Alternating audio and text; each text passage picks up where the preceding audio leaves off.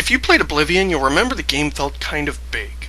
Or at least, it felt big if you ever tried to hike from the Imperial City to Anvil without using the game's convenient but ultimately self-defeating fast travel feature.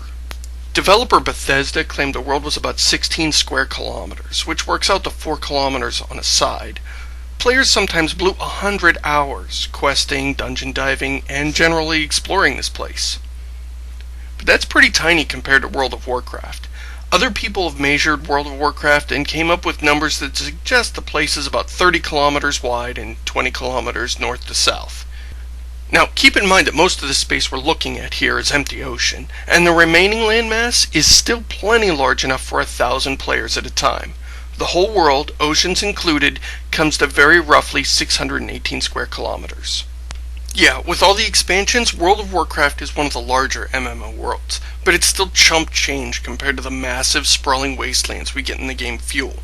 Now, I'm not suggesting that World of Warcraft would be a better game if it were simply 20 times bigger, and Oblivion wouldn't automatically be more fun if it was 800 times larger, but it's worth making a comparison to get a feel for just how gargantuan this sucker is.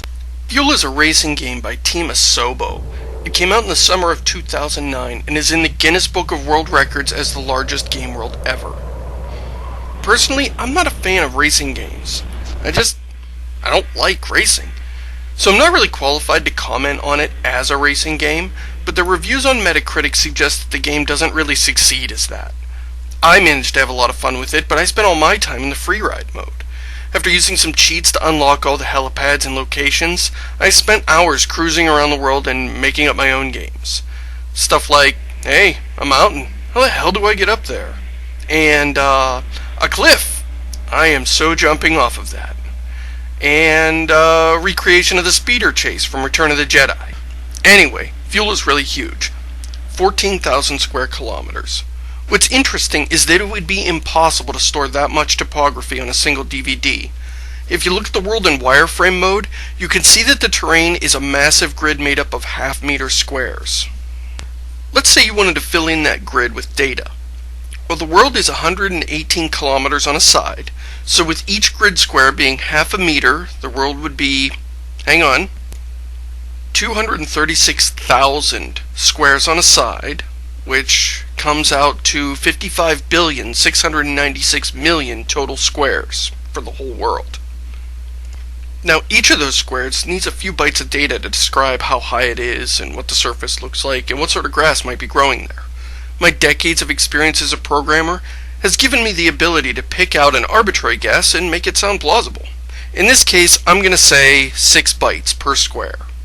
When you run the numbers, it means you end up with a data set about 311 gigabytes in size. That much data would take up 36 regular DVDs or 7 Blu-ray discs. Oh, and that's just the terrain. You'll still need a bunch more data for placing all the buildings and trees and poorly parked vehicles that litter the game world. But Fuel comes on just one regular DVD disc, so it's clear that the programmers at Asobo are doing something exceedingly tricky. Which is why I'm bothering to talk about a game that wasn't reviewed well in a genre I'm not even interested in. The world is procedurally generated, and so the game world isn't actually on the disk. Instead, the game contains a bunch of algorithms to generate the data when it's needed. But how does that work? How do you get 300 gigabytes of data from an 8 gigabyte disk? Well, look at this. Here we have a train program that I wrote a few years ago, which is a great tool for illustrating this problem. Let's imagine we want to fill in this entire plane with cool scenery, but we can only afford enough data to fill in this tiny square in the middle. The most obvious thing to try would be to just take that data and repeat it. We'd tile those couple of hills over the entire game world over and over. That gives us enough data, but the world looks incredibly monotonous and artificial. The other thing we could do is take that little square of data and stretch it over the entire world. Now we have a nice big mountain instead of 1,000 little speed bumps. But with this little data stretched over such a huge space, the surface looks very plain and sterile. The sides of the mountain have no detail, and once again the whole thing ends up looking incredibly artificial. But if we make a composite of the two data sets together, we can add the boring little hills to the boring big mountain and end up with something a lot more reasonable. The little hills give the mountain some fine detail and variation, and the mountain keeps the speed bumps from being too repetitive. if we combine enough tiny sets of data at different scales, we can end up with one gigantic set of data that seems to be greater than the sum of its parts.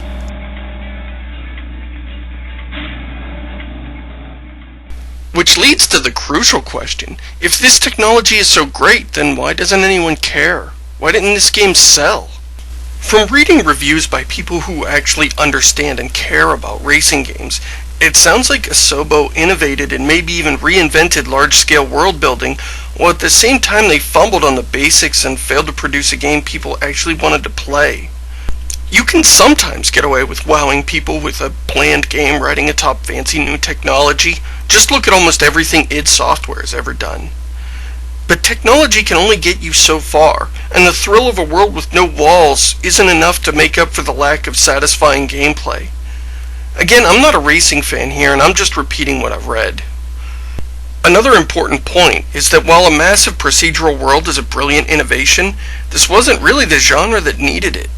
I think this was a case of having the right idea for the wrong game. Knowing that you can leave the racetrack and go roaming around in hundreds of miles of wilderness doesn't make a race any more enjoyable. Personally, I would have liked to see the technology used in an open-world sandbox game. Throw in some guns, some leveling up, a few quests. Basically Fallout 3 with motorcycles. Hey Asobo, are you guys writing this down?